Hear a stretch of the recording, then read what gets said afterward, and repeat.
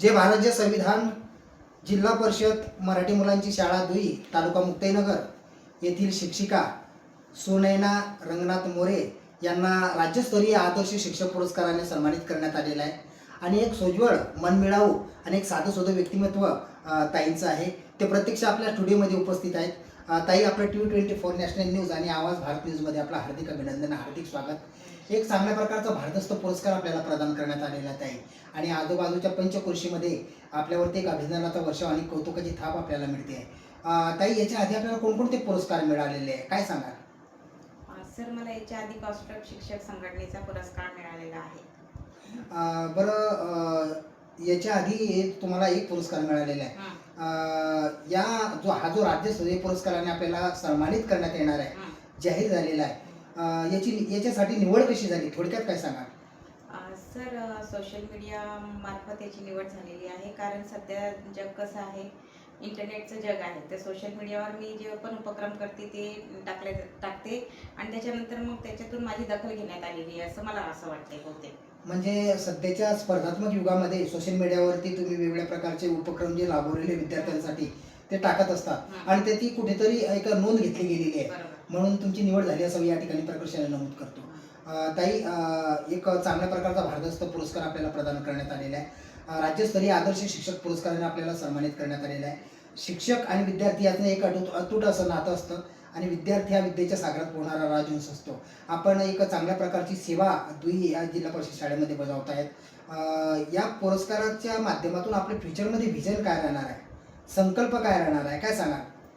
Sir, हा जो पुरस्कार मला मिळालेला आहे, हा म्हणजे मला मोटिवेशन आहे की मी इथेच नाही थांबणार आहे आणि विद्यार्थी हे सर्वस्व मानून मी पुढे माझं कार्य करत राहणार आहे। आणि सर्व शिक्षकांना आणि सर्वांना माझा हाच संदेश असेल की विद्यार्थी हे विद्यार्थी न मानता स्वतःचा काहीतरी पाल्य मानून त्याच्याविषयी अध्यापन करावे, त्याच्याविषयी जागरूकता ठेवावी आणि असे सतत कार्य करत राहावे। ताई, आपण एक चांगल्या प्रकारचा भारतस्थ पुरस्कार आपल्याला प्रदान करण्यात येणार आहे आणि एक चांगल्या प्रकारे आपल्याला कौतुकाची थाप आपल्याला मिळते। तर हा जो पुरस्कार मिळतोय आपल्याला, या पुरस्काराच्या माध्यमातून आपण सोसायटीमध्ये, समाजामध्ये संदेश काय देऊ इच्छिता, मेसेज काय देऊ इच्छिता, काय सांगाल? बरोबर, समाज तर खूप महत्त्वाची बाब आहे सर, पण कसं आहे, समाजामध्ये मला हाच संदेश द्यायचा आहे की शिक्षण हे खूप महत्त्वाचं आहे। सर्वांनी सर्वप्रथम शिक्षणाकडे जर मुलांना वळवलं तर आपला भारत देश हा एक खूप छान असा प्रगतीपथावर कार्य करेल।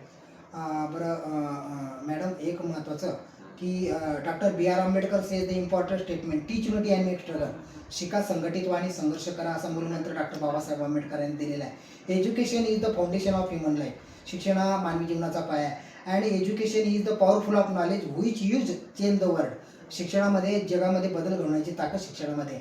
आपण एक चांगल्या प्रकारचे आदर्श शिक्षिका आहेत आणि आपण एक चांगल्या प्रकारे अविरतपणे सेवा देत आहात।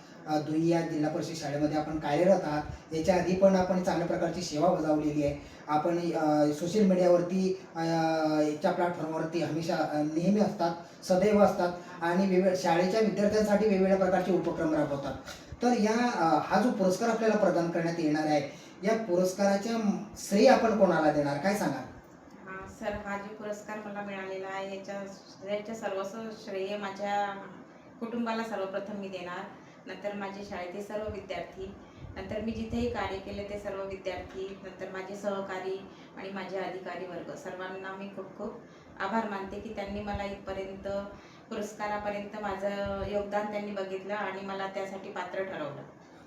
एक चांगल्या प्रकारचा भारतस्थ पुरस्कार आपल्याला प्रदान करण्यात आलेला आहे आणि आजूबाजूच्या पंचकृषीमध्ये एक नाव लौकिक आहेत। एक याही पुढे जाऊन सांगतो की उडत्या पाखराला परतीची तमा नसावी, उडत्या पाखराला परतीची तमा नसावी, डोळ्यात नेहमी नवी दिशा असावी, उडत्या पाखराला परतीची तमा नसावी, डोळ्यात नेहमी नवी दिशा असावी, घरट्याचे काय बांधता येईल केव्हाही, पण आकाशी झेप घेण्याची जिद्द मात्र मनात असावी, अशी उंच भरारी आमच्या मोरेताईंनी मारलेली आहे। यशाचं गौरीशंकर गाठलेलं आहे। पुनश्च आपल्या TV24 नॅशनल न्यूज आणि आवाज भारत न्यूज तर्फे त्यांच्या पुढील भावी वाटचालीस हार्दिक शुभेच्छा। Jogilal Surwade, TV24 national news, आवाज भारत न्यूज।